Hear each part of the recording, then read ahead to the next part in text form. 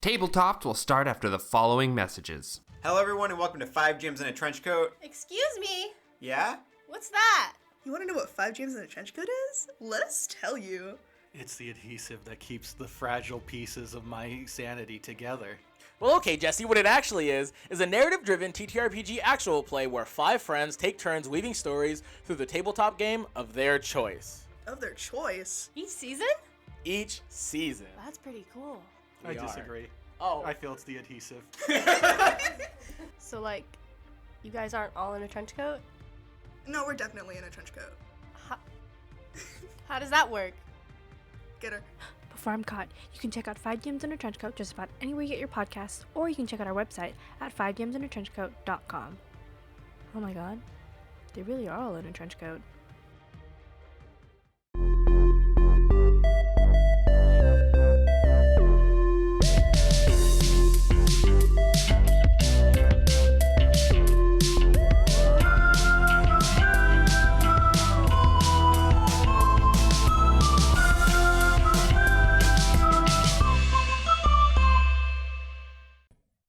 Welcome back to another episode of Tabletopped. Man, there's ghosts in this room, and that's very fitting because today we are talking about a very specific subset of horror. Why don't you introduce it, Franco, as you are an expert? Oh, great. I just thought it'd be cool to talk about fairies, I guess. Yeah, malevolent fairies. Yeah, there's a lot of really scary shit when it comes to fairy tales and the Feywild in general. This is Franco, your resident guy who wanted to talk about fairies today. And next to me is... I'm Shade, your resident trickster spirit. Nice. And I'm your host, Nick. I think I probably said that earlier, but I am the Fairy Lord. Oh, God. Terrifying. Yeah, there we go. You can't lie. And also, if you want to, help us continue to play our malevolent tricks on people, why don't you head down to our review section. You can give us a 5-star review if you'd like and leave something for us to read. We would love to do that. It helps the podcast out a lot. And what do you guys think your first intro into the sort of malevolent fairy tale side of things has been? For me, it was probably Grimm's fairy tale and Pan's Labyrinth was a big one for me. That's a good one. Yeah. I took a Russian fairy tales class in college. Those Ruskies get real dark with their fairies and shit. That's where I first learned about Baba Yaga. Yeah. Great hag, great witch. She real scary. She got the chicken leg house. You know, she does all kinds of stuff. And then Koschei the Deathless, which I think isn't isn't like a fairy, but it is like a supernatural creature from fairy tales. It's harder to find. What is fairy? What is fairy? What is fairy? But yeah, Koschei the Deathless, who has his death is hidden somewhere. It's inside of an egg, inside of a box, inside of a whatever, buried under whatever. And you have to find the death. You have to find the death, and then that is the only way to kill him. So he's a lich. Yeah, I guess he's a lich. Yeah, he's a lich, right? No, okay. Interesting. Yeah, interesting. Well, I guess, but that's not. No, yeah, okay. Yeah, I mean, it's I buy it. a little different, but yeah. It's a little different, yeah. It's less problematic. Sure. Because liches have some weird histories.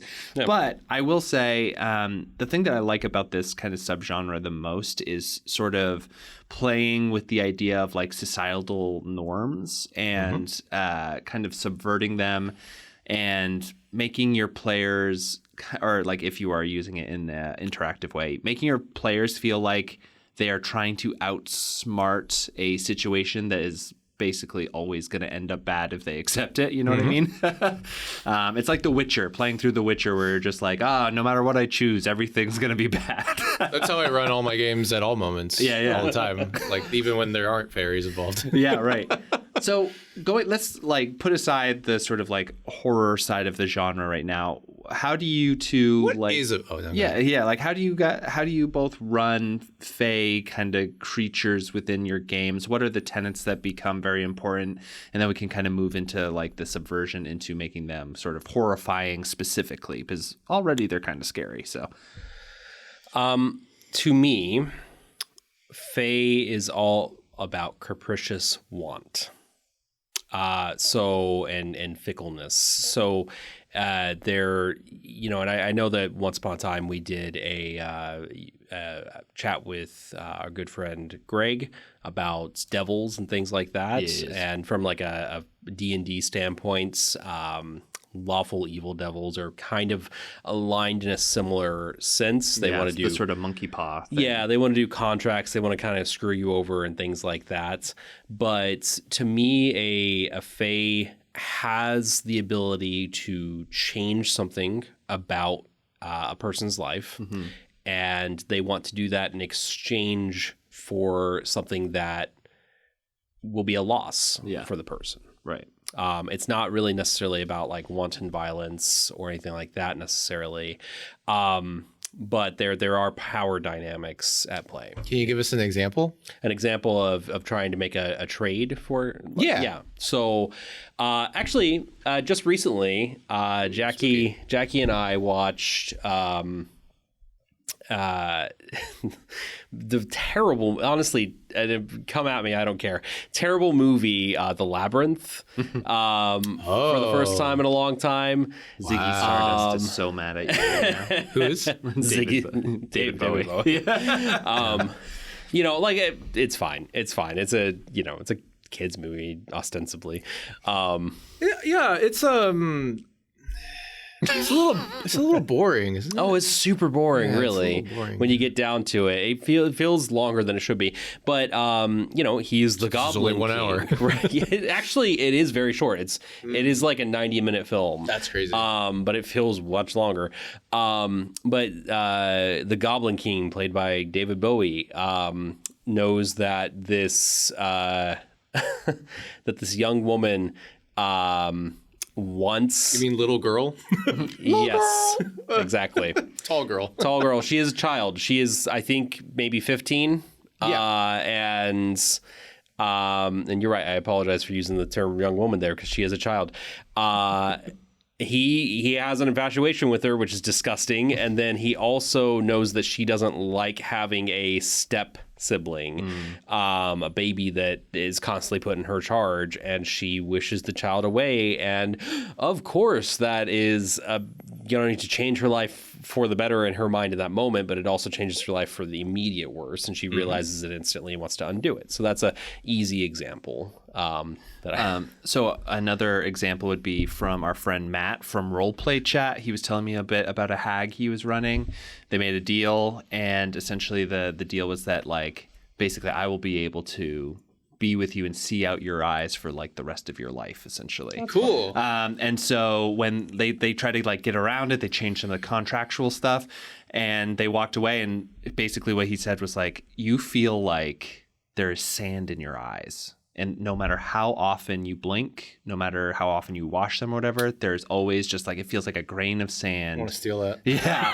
And like, you know that she's there, she's watching. So that kind of stuff. Like you can always do that kind of thing. But if we're going to take that and make it into like a specifically designing something to terrify, to horrify, to be a spooky sort of session, how would you go about kind of making a fairy tale themed sort of like Halloween feeling game? I like you could do the labyrinth thing. Just do labyrinth. I mean, yeah, you could. I've certainly had the Goblin King in games at times, or something akin to it. I think some of the big things that I want from a fairy tale are dark woods. Spooky. I want so still like a natural location, but one that's Definitely. ominous. Yeah, like the lack of civilization almost in some ways. Yeah. I think fairy definitely represents that. It's Yeah. like it's like ultimate chaos, right? Right, Like yeah. capital C chaos from OD&D or whatever. Yeah. Like it's like the wilderness, capricious wants is I don't like, we were kind of talking about this off mic, but I was like I think it could be just like a warning against to children, like as like a storytelling device for just the randomness of reality and the world, like to prepare them for like, sometimes people are going to be like fucking weird and shit. But I mean, like in a lot of traditions, like fairies are real, very, very real. Yeah. So Dark Woods was second. I mean, Dark Woods, I think... Or beautiful fjords. Yeah, I think there should be, though, like an abandoned loneliness kind of to it. I think that there should be a sense of decay hidden beneath something beautiful. So... maybe you see a cottage. You've been hearing wolves howling off in the distance for the last hour. It sounds like they're never any further away from you, no matter how far you travel, and you keep running into bramble. It's cutting you. It's starting to rain a little bit. The sun has gone down at this point. You are looking for anywhere safe you could possibly stay, wishing that you could find a home, and there in the distance is a cabin, unlit.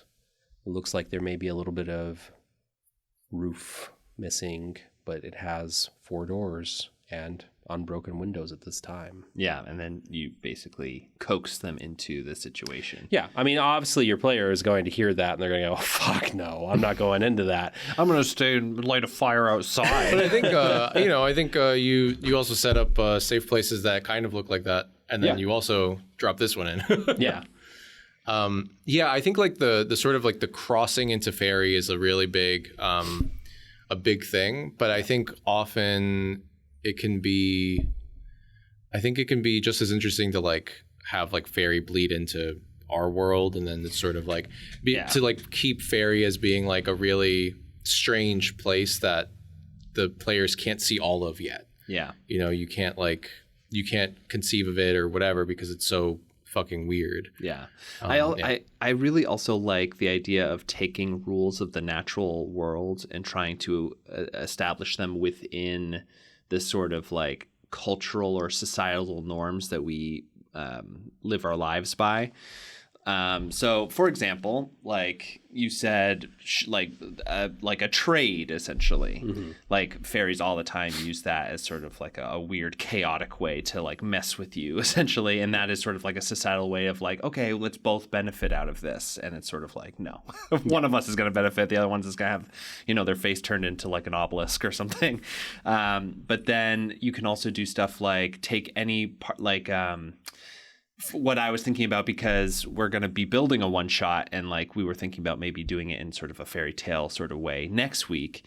And one of the things you said off mic, Shade, was that you think that there might be like a wasp's nest somewhere near your home.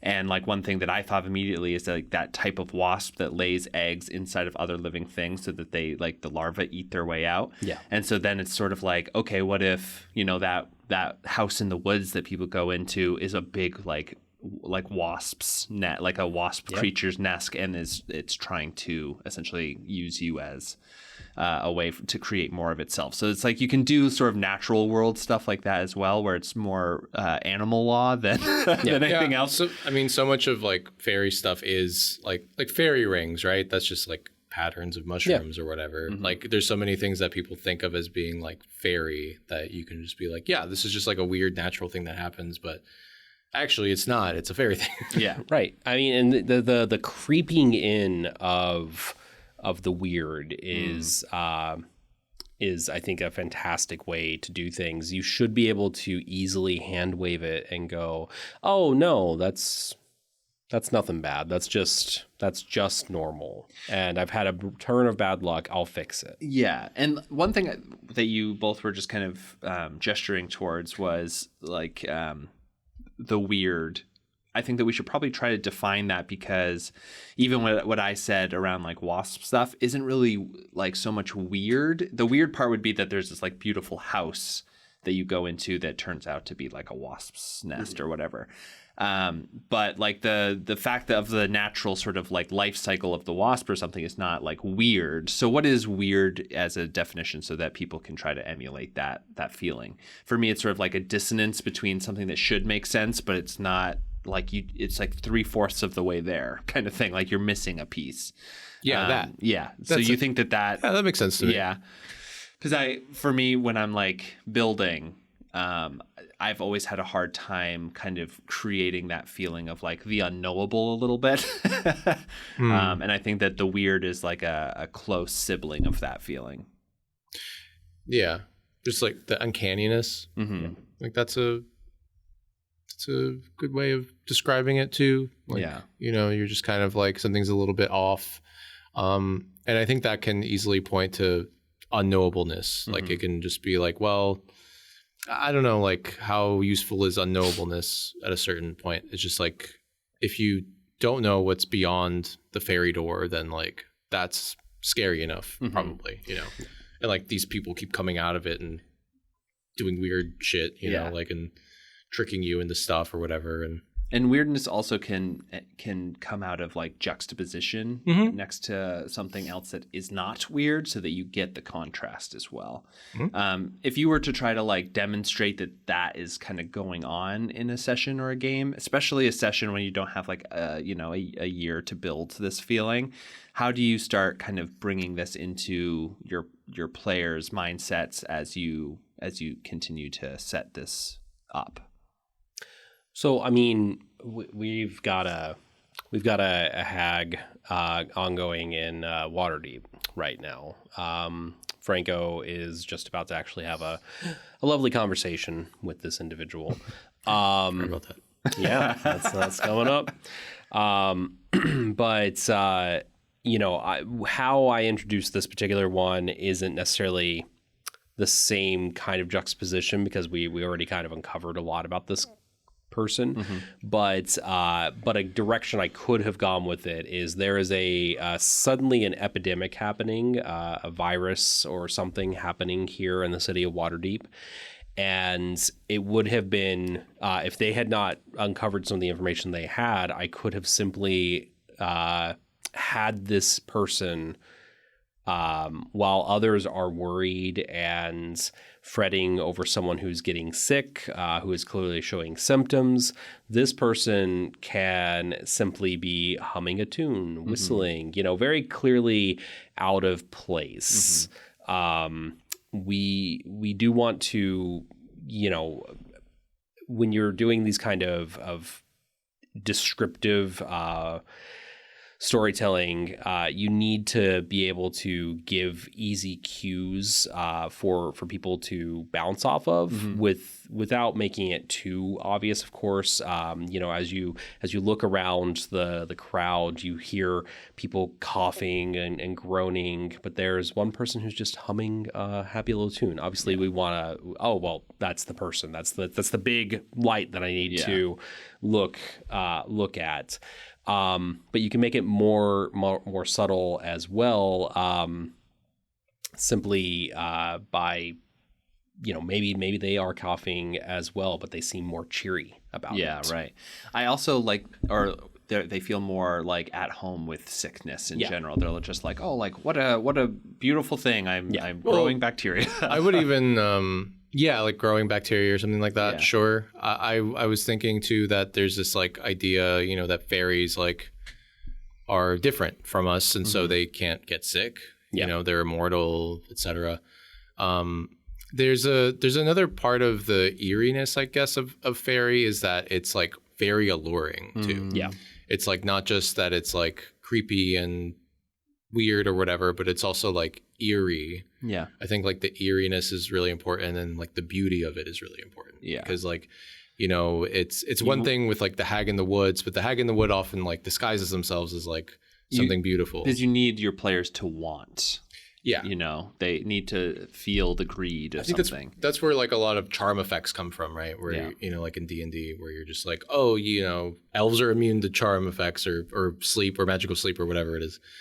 That's like the closeness to the Fae. It's very enticing that you like fall in kind of thing. There's a real quick, I was gonna say also, because you were talking about singing and like fairy tale music kind of thing, I like the idea of forgotten or lost knowledge of like fairy tales. Even now, like if we like, the London Bridge is falling down song has its, or no, Pocket Full of Posies kind of thing. Like that all comes from the Black Death and is like talking very specifically about like burning dead bodies. And so like, but that part of the knowledge has sort of been lost by our general culture. And now it's something that kids sing, and that juxtaposition is like very strange, right? Mm-hmm. And so like that, I think, is a really great way to make weirdness happen in your game if you have that sort of lost knowledge. But like maybe in this town, you know, every time someone gets sick, like there's like a thing that like they all kind of like a saying or whatever. Yeah, or like a saying of like, well, you know, she gathers 3, you know, so like these things have to happen, and you're like, what does that even mean? That's like, scary. Yeah. And I kind of like that idea of like forgotten knowledge of stuff that is spoken by like memory, so it's rote, but it is not understood, and that is the only way that you can even have like a chance of having some way of talking to the Fae on their level, or even like overcoming them. Yeah, is like this thing that like maybe a long time ago there's like a past wisdom that has now like the actual mechanics of the lost wisdom are completely lost to you. I mean, in a one shot or something, gathering all the verses of a childhood rhyme so that you can undo something could be very fun. There is and I'll just go ahead and plug this. There's a lovely one of the best of this Candlekeep Mysteries for 5e that literally is about gathering the verses of this trickster spirit that is haunting a particular book in Candlekeep, essentially. Yeah. That's spooky. Yeah, it's really cool. It's a fun little mystery, they call it, but I call it more of a horror, to be honest.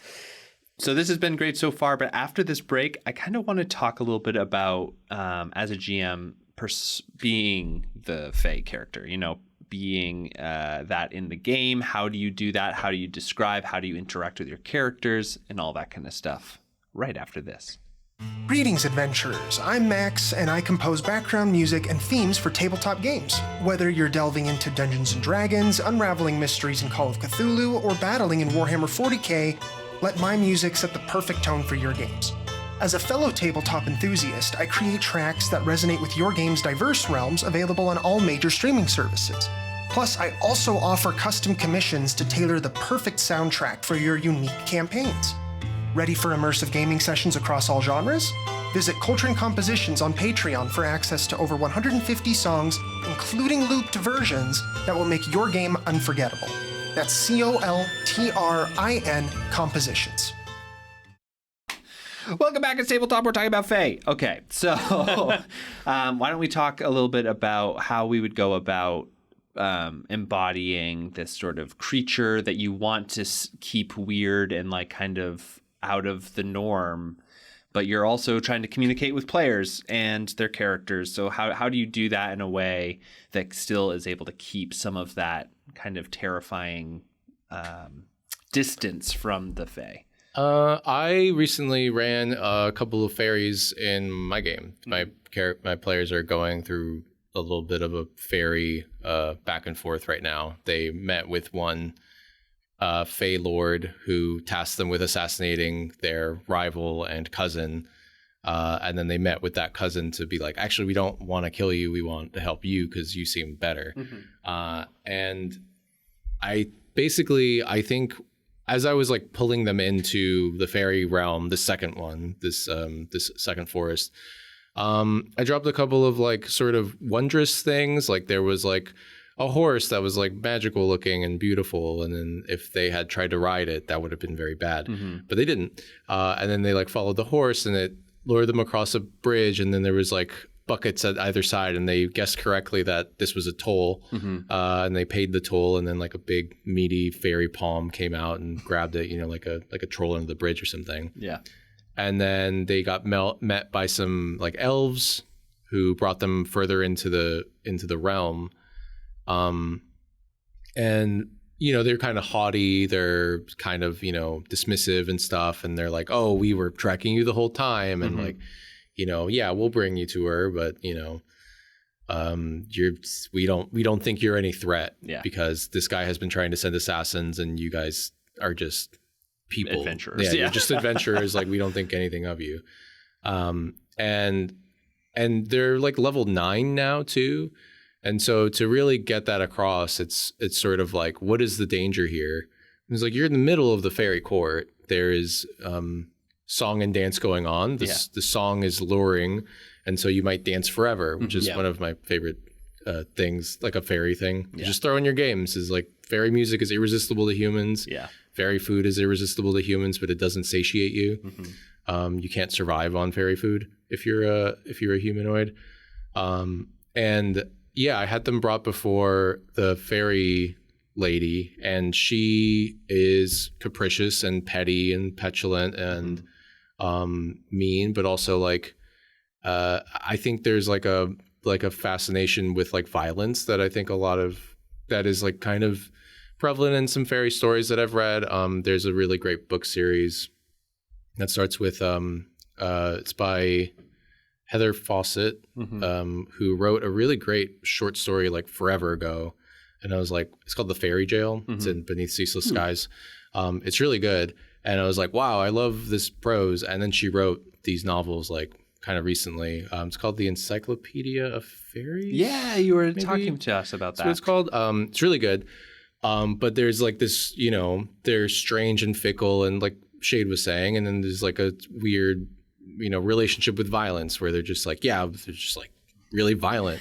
Yeah, I do feel like in the best way they kind of embody excess. Yes. You know what I mean? Yeah, I think that is a really big part of it. And I had the fairy lady. She has this like giant wig, like a Marie Antoinette style wig, and it's like got cakes in it and stuff. And she's fun. like offering the food to people. She like takes out the fairy floss and like hands it out and stuff. I forgot what I made it do. What I made the fairy floss do, but she was like, oh, I know, like they had decided like, oh, we're going to trick the other guy. We're going to make him think that you, that we killed you because he wants your head. And she was like, well, I want his head. And then she's like, oh, I know, we'll trick him and we'll like have like, you can bring like a dummy of my head or whatever to him. Right. And then they were like, yeah, and we'll fill it with explosives, and we'll put like silver dust in it or whatever, and then like to whatever, and then you guys will like also come with us and help us like fight off his soldiers while we take care of him. And I'm like, oh, this is great, like me as a GM. Yeah. And then so I was like, okay, I think like so what she does is she takes off her head and she's like, yeah, like this, and then she's like, oh, I know what we should do. And so she summons a human painter that she has trapped here. Yeah. And like they go up to the guy and talk to him, and he's just like, I don't know, I haven't seen my family in years. I don't even know what year is it. And it's like this like other side of fairy, right? Where like people get lured in or they get trapped forever and then just stuck there. Or they get like swapped as children and stuff like that. And so they're like, I know what we'll do. This guy will paint this painting of me, of you guys like taking my head and chopping it off or whatever and doing this whole thing. And they're like, okay, you know, because it's very unsettling. And then she's like, okay, like how will you make your dummy? And it's like, oh, I know. And then she snaps her fingers and everybody that was dancing on the dance floor ragdolls into the room. So I'm like, demonstration of power. Yeah. Fairies are very powerful. Fairies are very scary. Yeah. And so they all come in and she tasks them all to have a contest where all of them put together dummy heads of hers. Yeah. And then she has a bunch of red caps come out dragging bags of viscera and stuff to slap together fake versions of her head. Yeah. Nice. And it's horrifying. Yeah. But it's also whimsical. Yeah. And kind of silly in a way. You know what I mean? Exactly. It's like, oh, we're having right now literally kind of like in a way a contest to who can make the best fake dead head. Yeah, exactly. And I think that's something that you could do if you wanted to be like really like it's gory and it's whimsical. Yeah, for me, like the thing that like came up for me during your description of that is like how cool or how like scary would it be if someone's like because it is anything taken to excess can be terrifying. So it could be like, totally. You know, it's like physical sensation, like, oh man, like have some of this food. It's like, wow, this food's amazing. And it's like, yeah, that's not even the thing. And they kind of show them around and they're showing them like wonderful, crazy thing after the next that's amazing. And they're like, and then check this out. Like, oh, this is my favorite thing to do. And then just starts like peeling long strips of skin off because of the physical sensation that like automatically heal or whatever. And you're like, what the fuck is happening? It feels really good when oh my God, this is the only thing that makes me feel anymore. That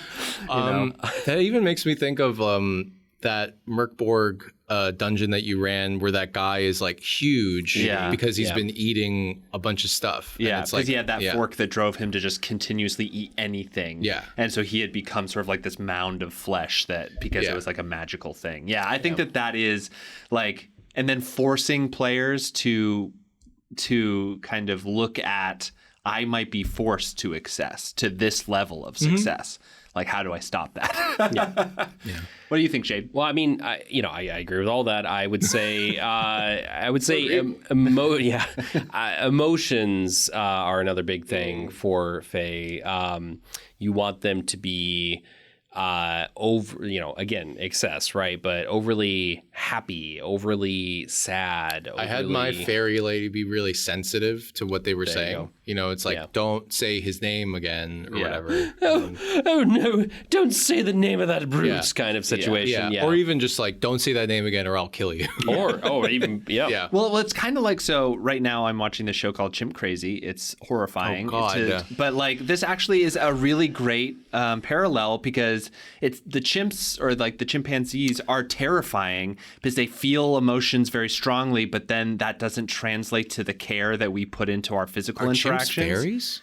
Yes, they actually very much historically that's where they come from. No way. So, are you lying? Chimps are not originally of this plane. They are. Okay. I was like, sorry, oh my everyone. God, like, did I just hit on this?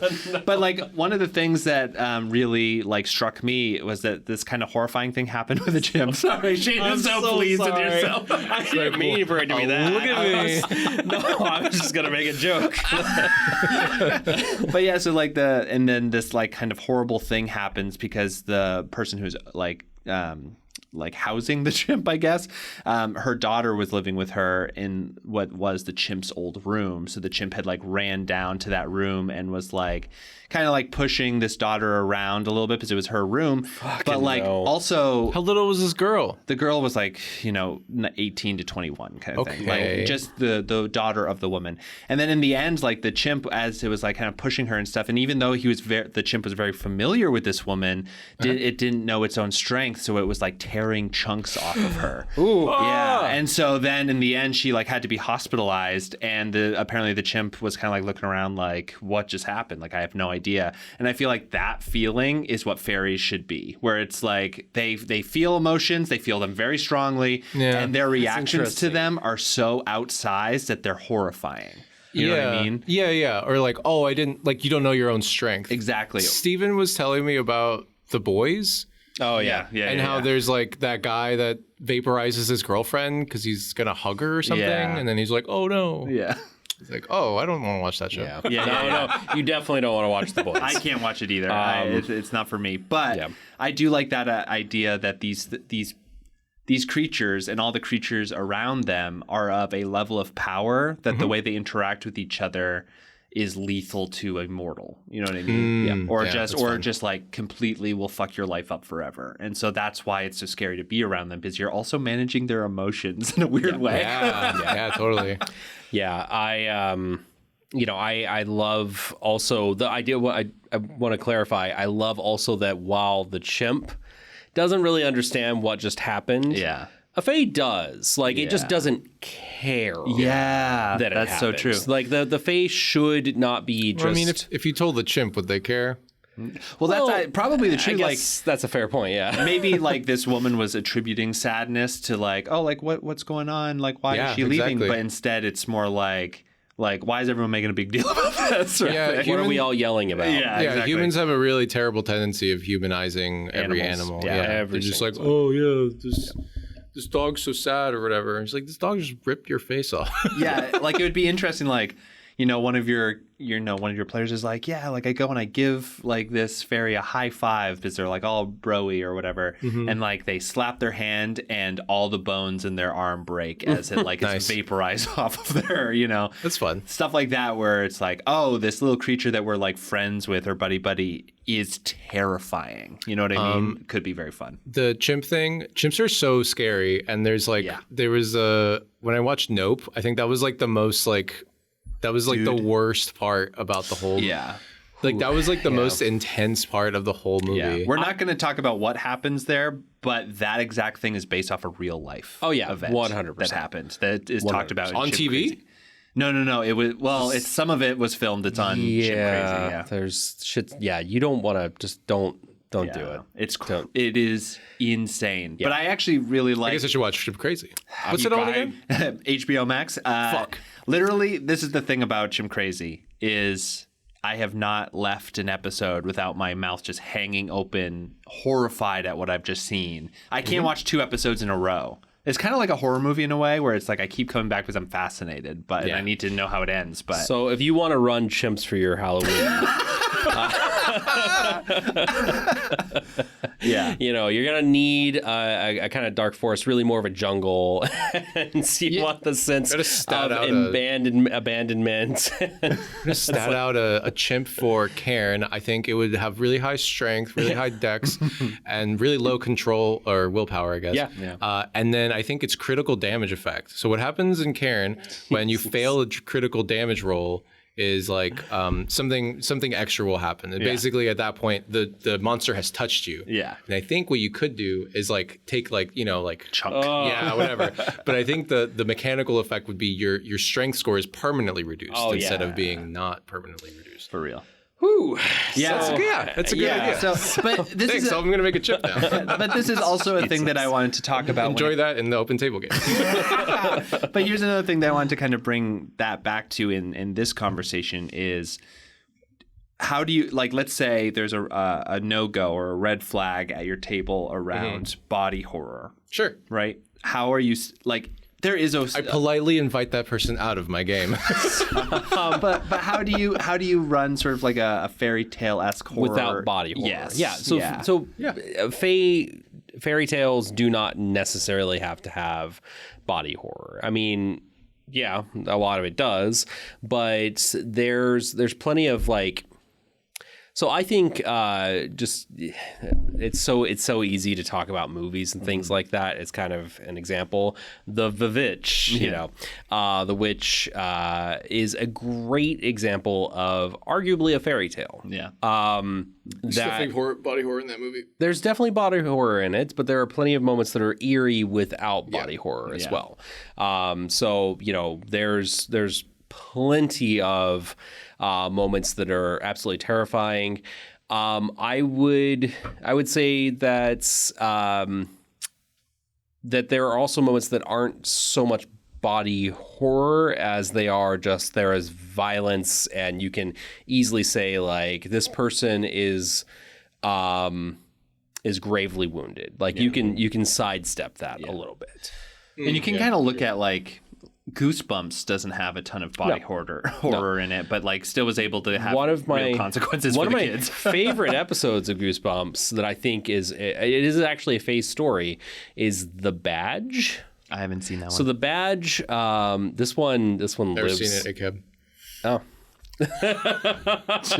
Joking. Hey, tell the story. I focused on the never seen it, and then the mumbled ACAB got me. I think it's called or maybe it's the Badger. The Badger is a way more interesting. Different. Yeah, that's much more interesting to me. I'm gonna find the name, but the idea is that there is a kind of like a fey trickster. It's called Badge. No, damn it, it doesn't matter. Who is in there, and this family essentially got a trinket of this guy's. And he is terrorizing these kids who are home alone until they can figure out what it is in this house that they need to do to get rid of this guy. Yeah. No body horror in that really. It's just the kids grappling with an unknown who is entreating them with false promises and also at various moments threatening them. Yeah. Well, yeah, it's kind of in a way a little bit like how you dealt with death in the it wasn't 10 Candles, it was the Jenga Dread when we played Dread. Yeah. And you had the person who was like kind of destroyed by this Jack in the Box be turned real small and put into a box. Essentially, we found him in a box later on. So you can sort of like take, death or like horrifying body mutilation stuff, and maybe the witch or whatever, like you say something wrong and she just shrinks you down, picks you up and throws you in a box that she carries with her, and that's also really scary. Pretty tight. Yeah, I like that. So what I would say as far as running these Fae though further is you always want to have a primary want for the Fae. So they want something from the characters. They want them to leave. They want them to be pets. They want them to lose something. And if you want it to feel really much very much like a fairy tale, you could also map that desire onto sort of like a classic morality play kind of thing, because a lot of old fairy tales are that. So you could say like, what are childhood lessons that adults say to me all the time, like don't touch a hot stove, don't do something bad twice, and then maybe that is the rule by which the Fae lives by. That like you can make a mistake once, but if you ever do it again, then you're obliterated. So I would also recommend. I mean, you can run hags, of course, very classic, but you can also run a number of other spirits and try and lean into a trickster element constantly.